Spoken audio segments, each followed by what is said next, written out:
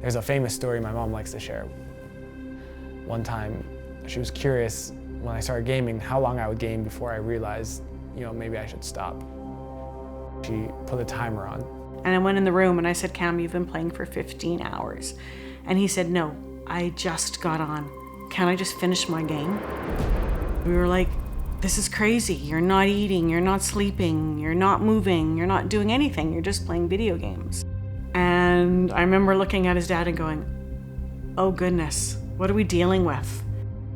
Joining me is Adair from San Diego. He's a former video game addict. We all know someone whose family is struggling, or we all know maybe our own kid is struggling.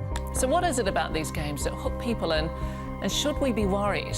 It's called Fortnite, and it has 125 million players around the world hooked. By the age of 21, an addict for 10 years. How did it impact your life? I was gaming 16 hours a day. I was very depressed, very anxious, dropped out of high school, never graduated. 16 hours a day? Yes. A mother and father are accused of starving their newborn daughter to death, all while spending endless hours playing online games. And the tragic irony, well, the point of the game is to raise a virtual baby. This is no doubt in my mind that there's a tsunami coming, and it's already happening. I think it's a dangerous social experiment that we're playing with.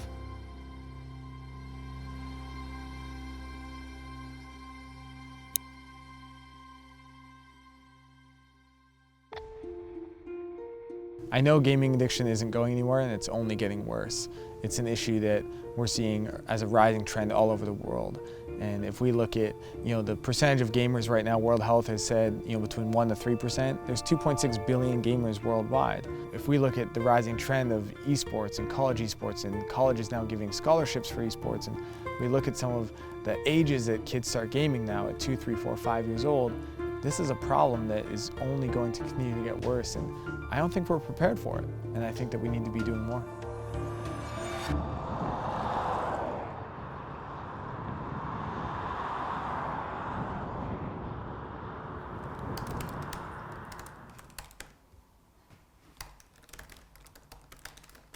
Game Quitters is a peer support community for people who struggle with a video game addiction.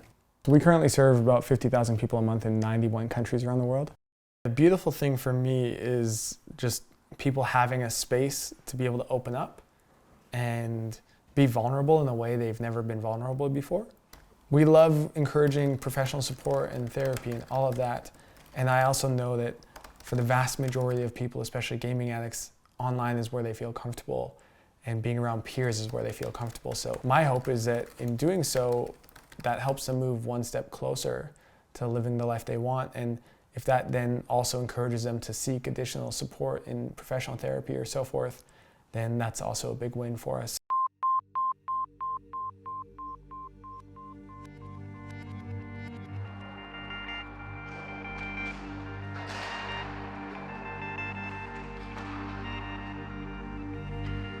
One of my fondest memories at this rink was my dad in the summers would rent it just for the two of us to be able to play and practice and do different drills. And for me, I always knew that my dad was doing that because he cared so much about me and being successful. It was just a lot of fun to spend those moments together.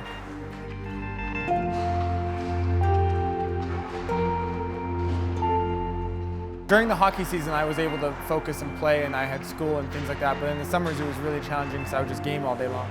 And I just wouldn't put in the same level of effort that I probably needed to really be able to move forward in my career. And I ended up retiring when I was 18 and not pursuing it further, which for me has always been probably my biggest regret in life, actually, is not really taking hockey more seriously because it was a lot of fun. It really meant a lot to me.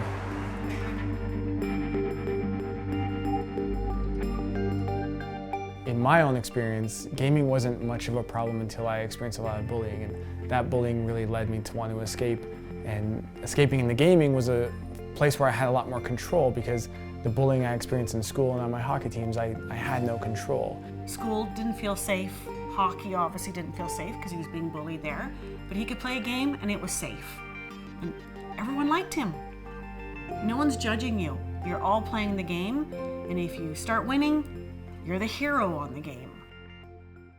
Yeah, it's a long time ago, but I was just trying to remember where that was.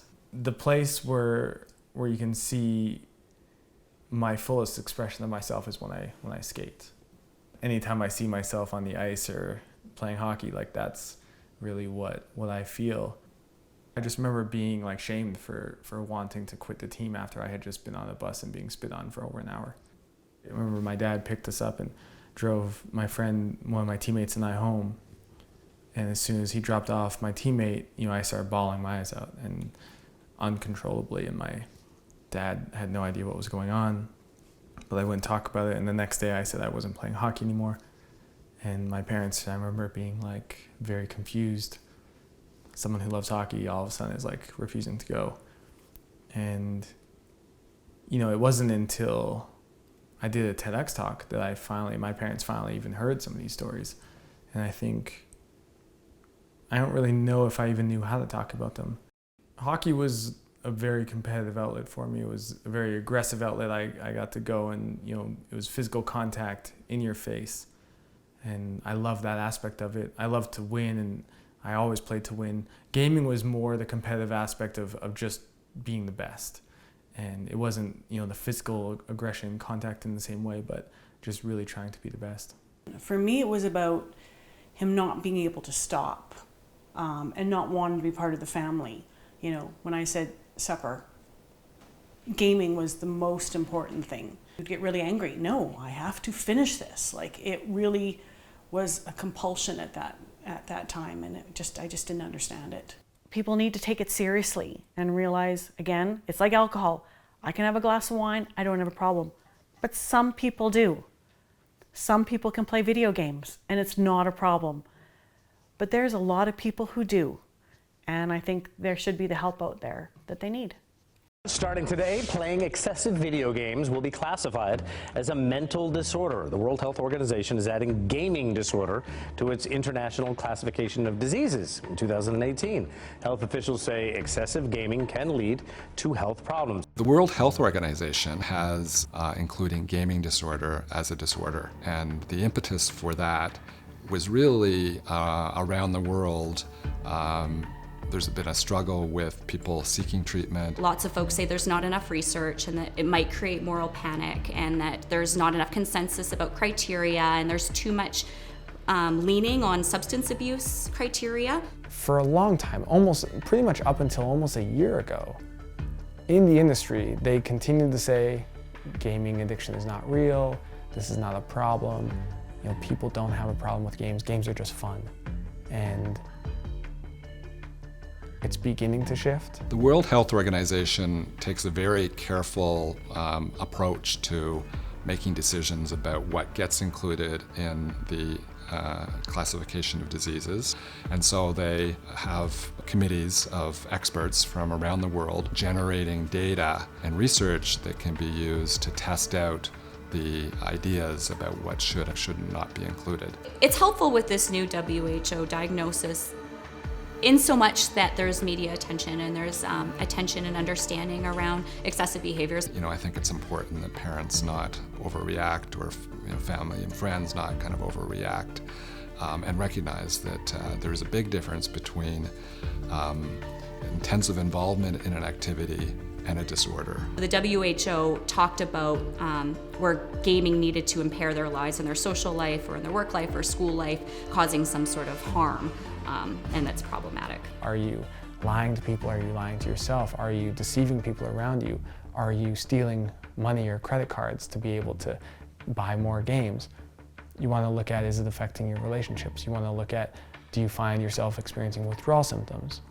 So after you quit, do you experience cravings? Do you experience headaches? Do you experience anxiety or mood swings?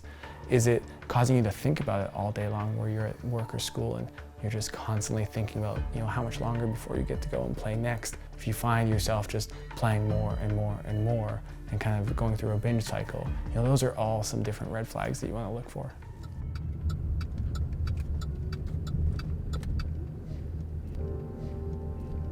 We're going to the McDonald's parking lot. I was pretending to have a job at Joey's Tomatoes, and I would have my dad drop me off in this parking lot. And then I didn't want him to know that I was pretending to work. So I'd get him to drop me off here, and then I'd walk across the street and go over to the restaurant. The restaurant is where? It's right here.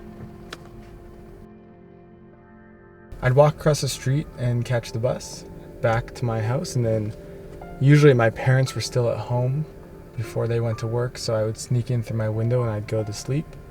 And then they usually came home around 3 or 4 p.m. and I'd be waking up, and I always just told them that I got off around 1 or 2 and had a nap after work. That was definitely one of the low points. That's where it started to become much, much worse, when it became not only me being unable to hold a job, but then pretending to have jobs and deceiving my family, who have always been there for me and who always have supported me. For me to be lying to them in that way was definitely not a highlight of my life, and that began the journey to my breaking point.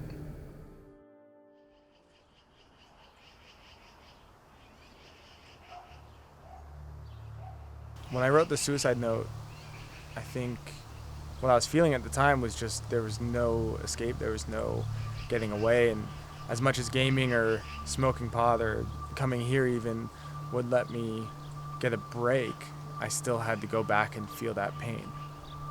And I just didn't feel like I could get over it. And writing the note, you know, for me, it was hard because I was writing messages to, you know, family members and friends, and wanting them to know, you know, that I love them and that I'm sorry. And that was hard, but also knowing that for me, I was doing it because I needed to get rid of that pain. I no longer felt like I was actually safe with my own self. And that's a night where I realized I needed to ask for help. So I asked my father if he would help me find a counselor. He said yes, of course. And I started to see a counselor, and this counselor essentially gave me a choice, which was you either need to get and keep a job, or you need to go on antidepressants. And for me, I never felt like antidepressants were the answer for me. I never felt called to that. And so I got a job, and that job really gave me structure and stability. This is a long time ago, 15 years ago. There was no information. We didn't have any help. I called counselors who said, well, just take the game away. We tried locking up the modem. We didn't realize the addictiveness of it for him. He really couldn't stop. You know, it's like any other addiction, really, is all I can say. If you've got a kid that's got an alcohol problem or a drug problem, you're isolated. Who do you talk to about it? How do you talk to someone else and say, my kid won't leave their room? People look at you and go, what? Unplug it, take it away. They don't get the desperation that as a parent you feel. You're really sad, you're really lonely. And sometimes the easiest thing is not to leave the house, because then you don't have to talk to anybody about it. Initially, when I shared my story, I think I had an intuition that, you know, there were going to be a lot of people out there who resonate, and there was just an energy I felt around it. But to see where it is today and to see the impact it's having is always really special.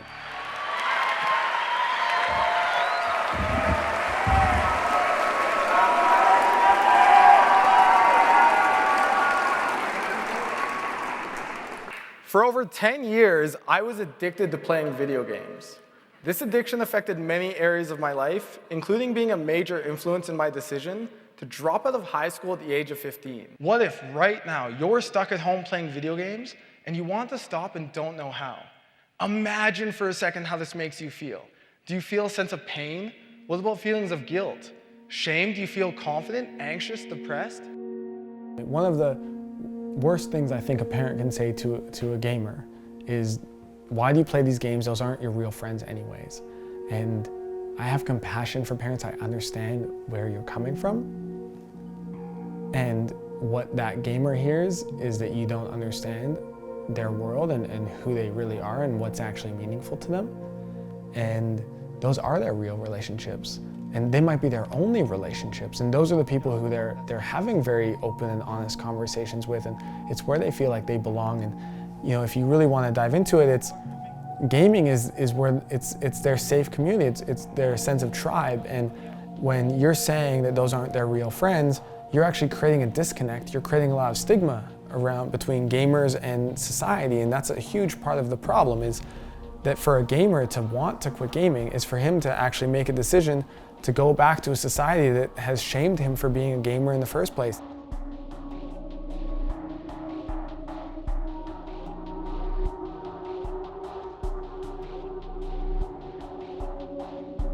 We know that young people are involved, overly involved with both, of course, gaming, but also gambling.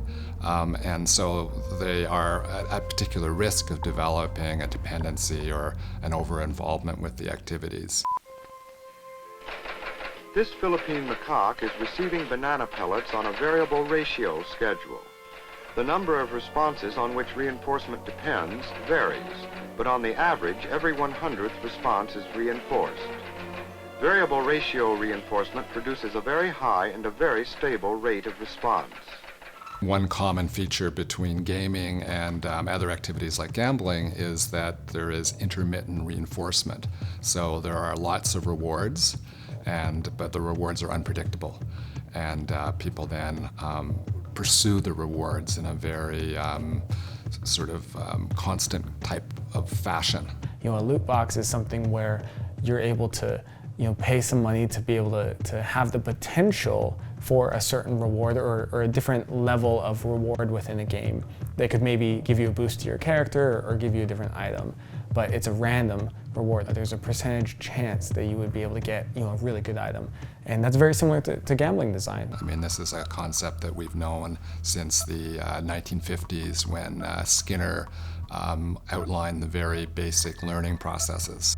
And Skinner was able to show in animals, including human animals, but also rats and in pigeons, that behavior that is reinforced on an intermittent schedule, so in an unpredictable way, is learned in a more strong way. So it's much more resistant to extinction. So it takes longer for a person to stop the behavior when the reinforcement ends. When you're gaming and you're experiencing, you're getting, a new score or you're doing something in a game, you're actually dopamine is being released in your brain, and that's like a pleasure kind of experience in your brain, and that actually overexposure to that can actually have structural changes that happen to your brain, and there's three main ones. The first is numbed pleasure response, which means that everyday activities no longer really satisfy you. The second is hyperreactivity to gaming, which means that gaming is really exciting and everything else is boring in comparison. And the third is willpower erosion, which means that even if you wanted to quit, you wouldn't have the willpower to do it anyways.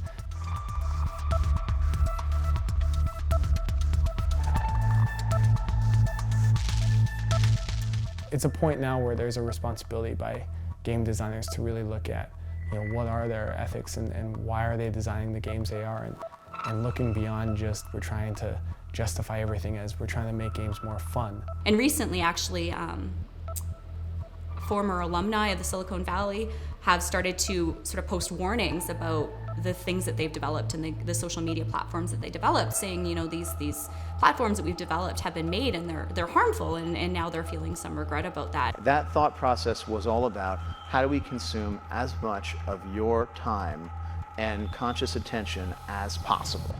And that means that we need to sort of give you a little dopamine hit every once in a while because someone liked or commented on a photo or a post or whatever. And that's going to get you to contribute more content, and that's going to get you, more likes and comments. I mean, it's a social validation feedback loop that it's like it's exactly the kind of thing that a hacker like myself would come up with, because you're exploiting a vulnerability in human psychology. It's very clear that they're using these well-established principles in designing games. And in fact, games are often described in terms of how immersive and addictive they are. I mean, that's an advertising feature. And it's a reason that people like to play them. It's a nice way to lose yourself and have a good time immersed in the experience.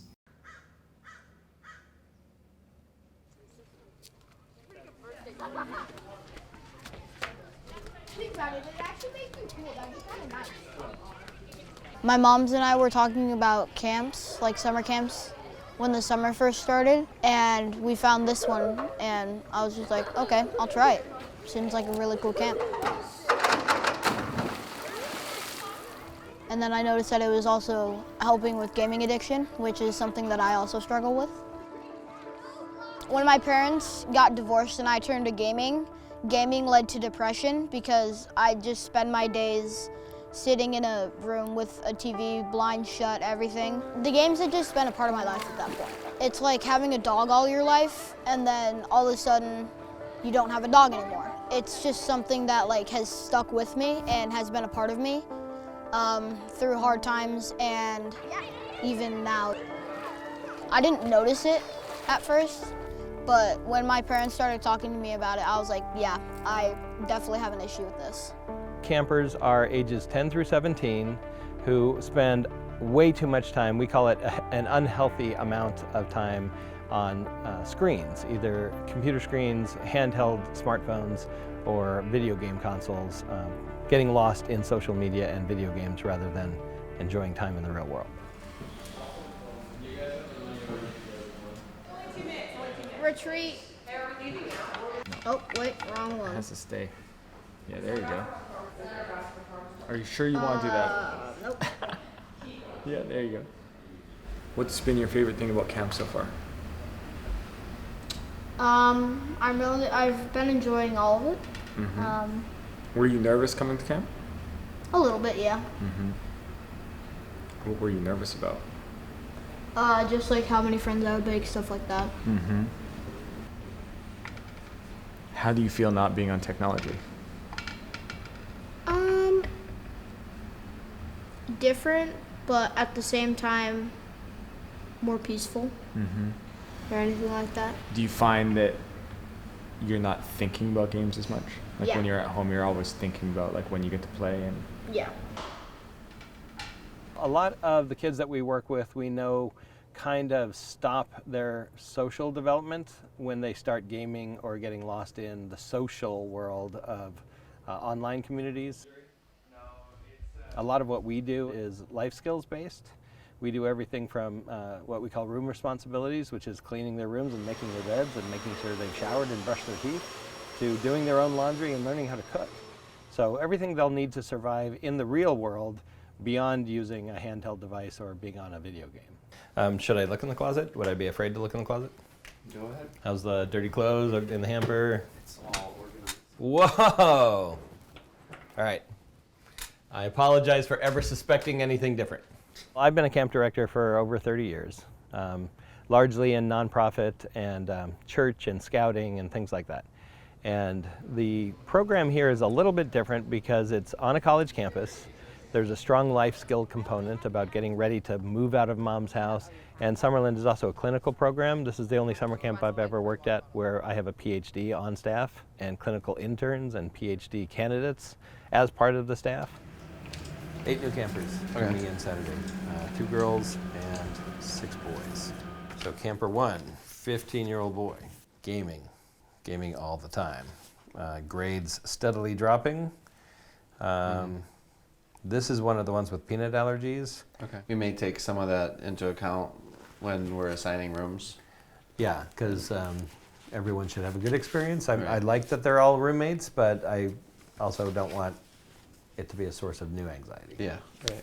We have a therapeutic rotation where we do group therapy and talk about kind of some psychoeducational materials that we have for them to like explore what video game addiction is all about. When we first get here, we talk about why we were sent here, how we can change, and today I made like a bucket list in therapy, and it was like establish a better video game limit, snorkel all across the world, travel to the Netherlands, and have a better love for myself and get rid of my gaming addiction. Today we are making the ultimate breakfast. It is pancakes, eggs, and bacon. Does everyone like pancakes? We're okay with that? It's not a problem? We're not talking to campers about, no more use of technology in the future, because that would be very impractical. technology is in our lives and seems to be here to stay. So it's more about getting those urges under control when they're using technology, and understanding what triggers might be in their life to tempt them to get back on a game or get back on certain social media platform. These games are created and designed to keep people engaged. And so when we diagnose people and put the problem internal to the person, we're sort of not acknowledging all of the other things that could be influencing the behavior and the excessivity. Do you guys remember who this guy is? Yes. Who remembers his name? Cam. Cam, that's right. So let's give it up for Mr. Cam.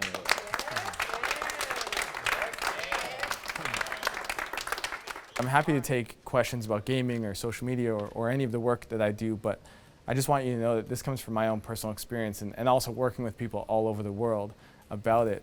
Originally, when I first started getting really into video games, it was more out of escapism, but now at this point it's kind of I don't do anything else, and that's the easiest thing to access. So let me explain a little bit about what happens with games.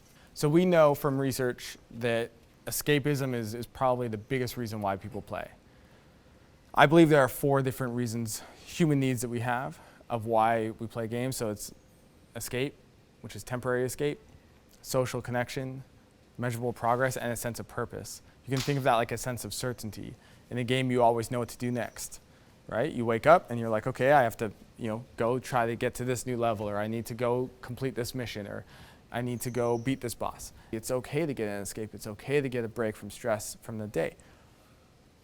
The problem is when you turn the game off and your life is in the same place and you haven't done anything about it, and then you're like, okay, well, that doesn't feel good, so I'm going to go back to the game. And that's a cycle where you're avoiding your problems, escaping into them, and they only get worse over time.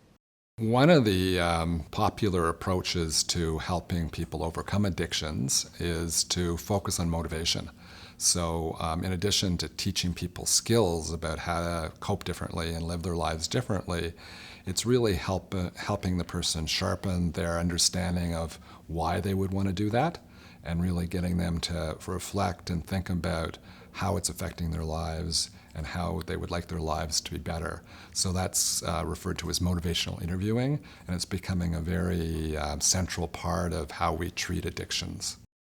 So I really felt this sense of what would happen if I actually dedicated myself to my life, and what if I really tried to realize my potential and really go for it? What are my dreams, and what if I actually take all this energy I'm putting into gaming and put it into achieving goals? And I just realized that in order to do that, I had to quit gaming. Because if I didn't quit gaming, I would just continue to game and game and game and never actually try to do anything else.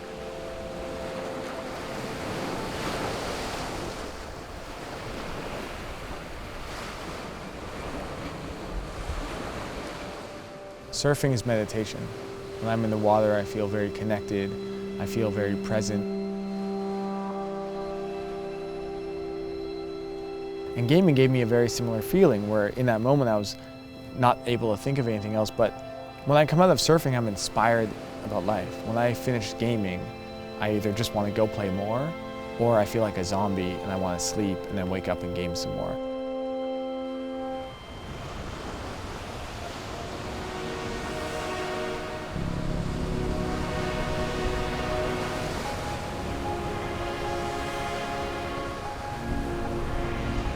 Often you'll hear, deal with your addiction first and then we'll deal with the depression, or we'll deal with the depression and the addiction will go away.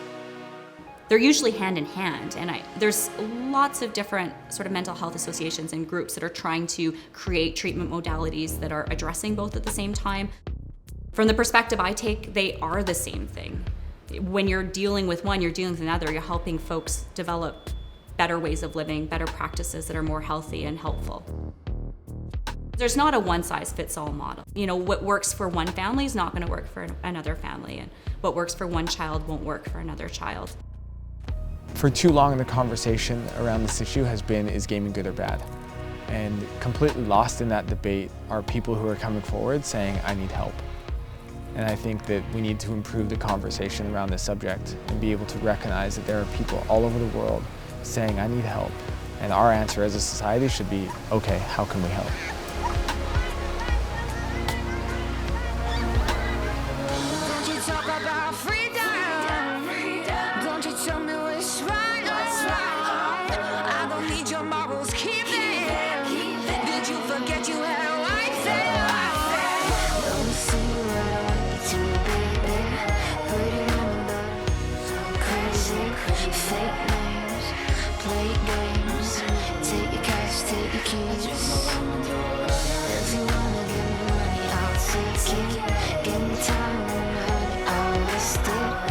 Rich guys tell lies, then go home to their wives.